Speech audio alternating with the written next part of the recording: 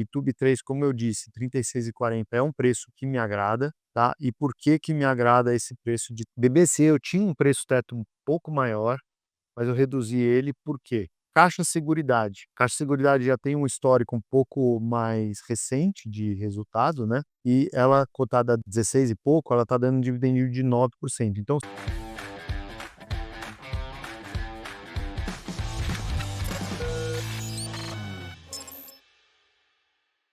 Zavata, tudo bem? Você pode falar um pouco sobre os preços de Itaú 3, BBSE 3 e Caixa Seguridade 3? Posso sim, já falei um pouquinho, tá?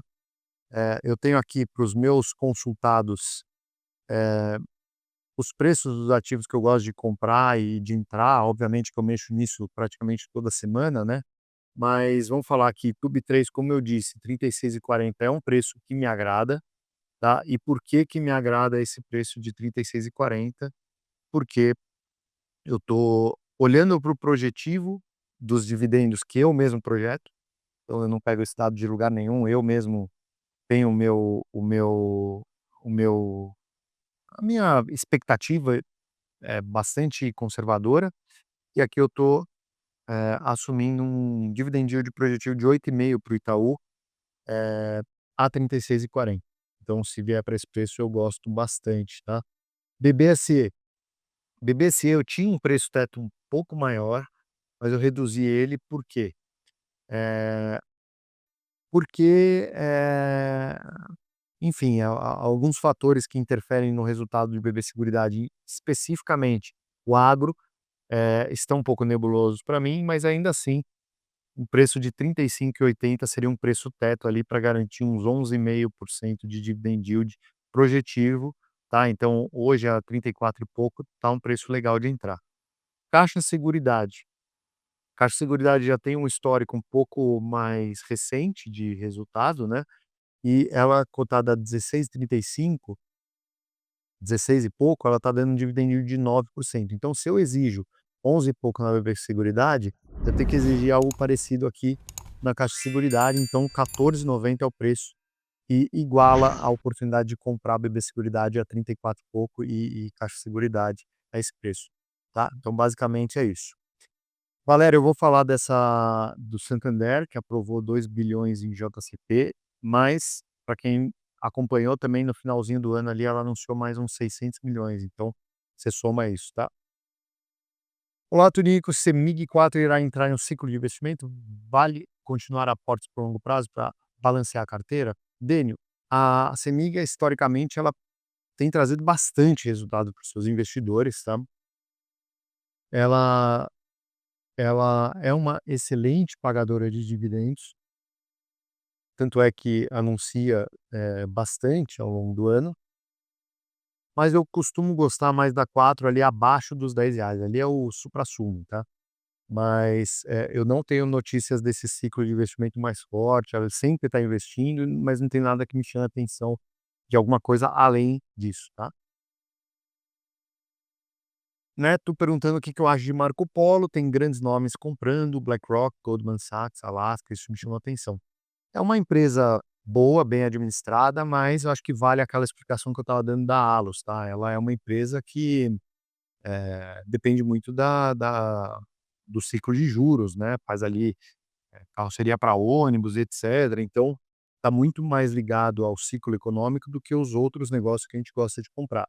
Só uma curiosidade, BlackRock, ela muitas vezes quando você recebe lá, da empresa que fato relevante de que a BlackRock atingiu 5% do capital da empresa, a BlackRock, ela tem 99,9% da forma como ela investe é passiva, então se ela aumentou a participação da Marco Polo foi porque provavelmente algum índice sugeriu que ela entrasse ali, não foi uma análise, propriamente dita, tá.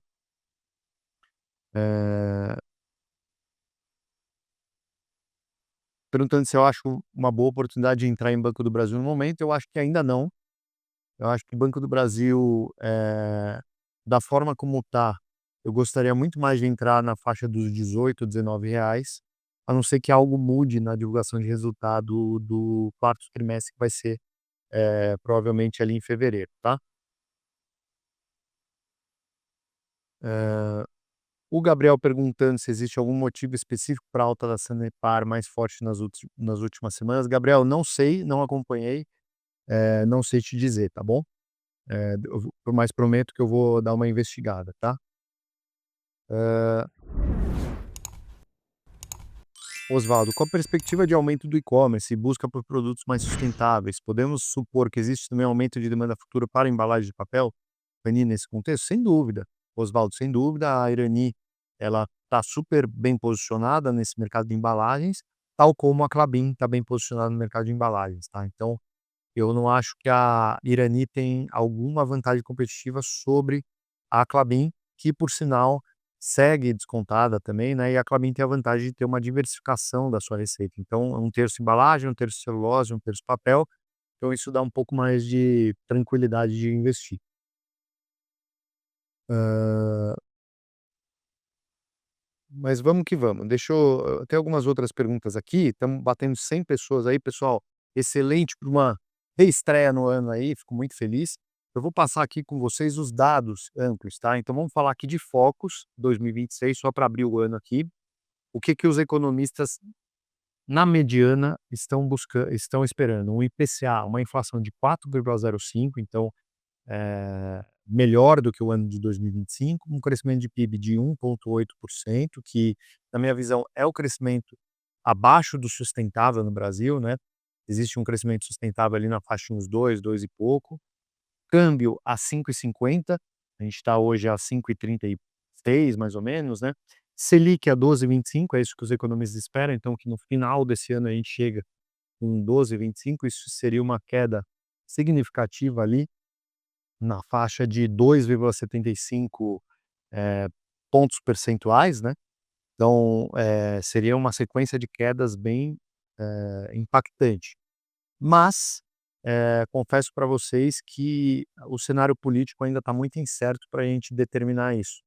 Então, quando eu vejo que o mercado está estimando 12,25, a impressão que me dá é que o mercado está muito otimista com a saída do Lula do poder e a entrada de um governo um pouco mais austero do ponto de vista fiscal. Lembrando que o Flávio Bolsonaro anunciou que ele vai ter um nome liberal à frente da economia, caso ele ganhe as eleições, e isso vai muito de encontro com o que o Jair Bolsonaro fez lá atrás, de indicar um nome de mercado para quê? Para trazer o mercado para perto.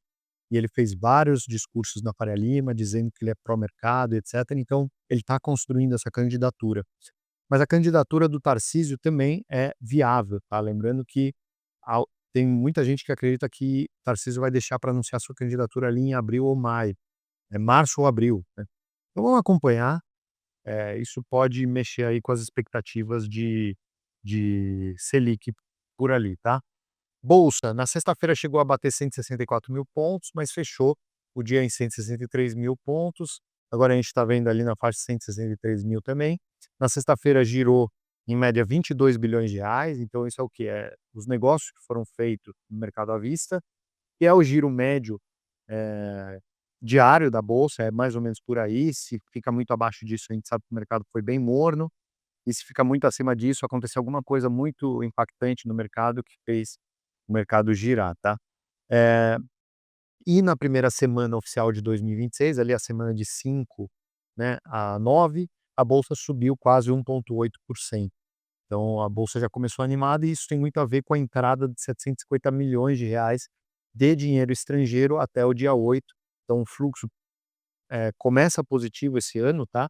Terminou 2025 em 27 bilhões de dinheiro novo entrando na bolsa de estrangeiro, né, mas lembrando que chegou nos 30 altos ali em novembro. Teve um fluxo em novembro muito forte, eh, mas isso mudou, enfim, quando o Flávio Bolsonaro anunciou sua candidatura, que enfim, provavelmente o estrangeiro se sentiu um pouco mais inseguro, tirou esse dinheiro da bolsa e agora esse dinheiro está voltando a conta-gotas aqui, 750 milhões. Isso é um indicador que a gente olha toda semana aqui no Café e Dividendos, tá.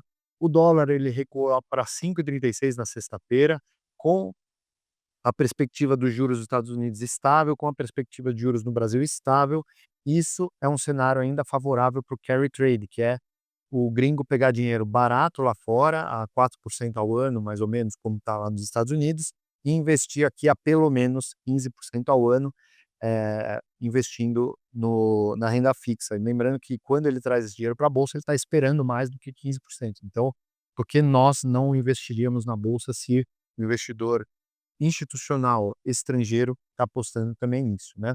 O petróleo Brent a $63 por barril não é muito diferente daqueles que a gente vinha olhando no final de 2025, e isso tem dado alguma oportunidade para entrar em Petrobras. Então, para você que é um investidor que já consolidou sua carteira, já tem ali uma, 2, 3 vezes as suas despesas mensais pagas pelos seus dividendos, você pode ali eventualmente fazer compras pontuais de Petrobras, sim, porque Petrobras, na minha opinião, é uma das poucas oportunidades de compra, na bolsa hoje, para um dividendo bom daqui a 5, 6 anos, tá, não é nada de curto prazo. Minério de ferro, Singapura à vista, negociado a $108 a tonelada.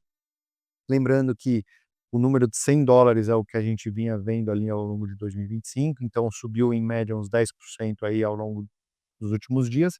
Isso explica a alta recente da Vale e da Bradespar por consequência, apesar de que ontem saiu uma notícia de que 2 grandes players desse setor, que é o Rio Tinto e a Glencore, estão negociando estar juntas. Na verdade, a compra da Rio Tinto, a compra da Glencore pela Rio Tinto, tá? Lembrando que o mercado de minério de ferro é um mercado global, né, um mercado que as empresas competem de maneira global. Sobre as empresas que a gente gosta de investir, eu trouxe aqui 4 coisas relevantes que eu vi dos últimos tempos. O Santander vai pagar R$ 2 bilhões em JCP, como já adiantou a minha amiga ali atrás, né, falando sobre esses dividendos aqui, eu já perdi a pergunta, porque é bastante pergunta, graças a Deus, mas vai pagar R$ 2 bilhões em dividendos. Interessante que o Santander, você vai notar, tem uma curiosidade. Eles sempre anunciam um valor redondo, ó, 2 bilhões 000, 650 000. É diferente de outras empresas, né, as outras empresas, geralmente são números quebrados, mas é só uma curiosidade. Mas esses 2 bi do Santander, Datacom dia 20 de janeiro, ou seja, na terça-feira, sem ser essa, na próxima semana, e o pagamento lá no começo de fevereiro, no dia 5/2. Só que ela já tinha anunciado um JCP de R$ 620 milhões em 23/12. Ela anunciou isso lá no dia 23/12, sendo o Datacom, que já passou, foi dia 2 de janeiro, e o pagamento vai ser no mesmo dia 5, que é ali o pagamento dos 2 bi. Então, no dia 5 a gente vai ver 2 pagamentos de JCP do Santander. A SLC, que eu comentei com vocês, visitei essa empresa lá no meio do ano de 2025, assim como 2024, aprovou uma bonificação de 12,5%, ou seja, uma ação para cada 8 ações detidas. Então isso faz parte desse movimento que as empresas estão fazendo de remunerar os acionistas, de uma forma fiscalmente eficiente, tá?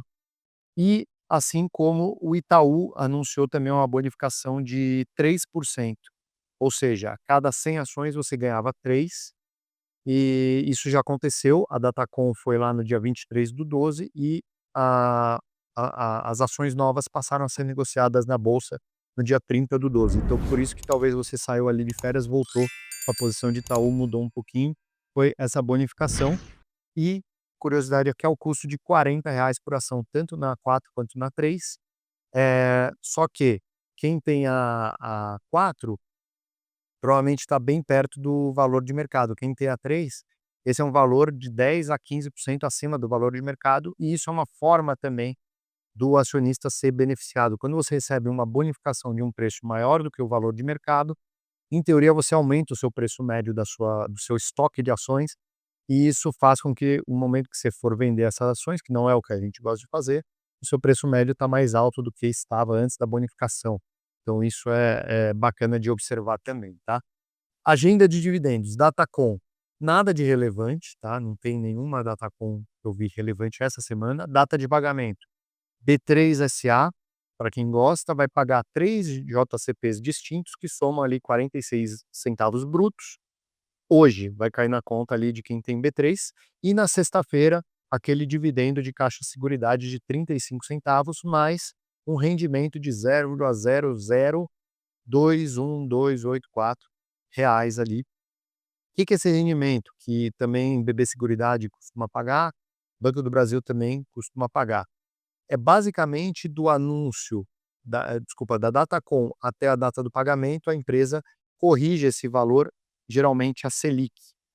Então, é importante você entender que o dividendo de 35 centavos da Caixa de Seguridade é isento, mas esse rendimento ele é tributado, tá.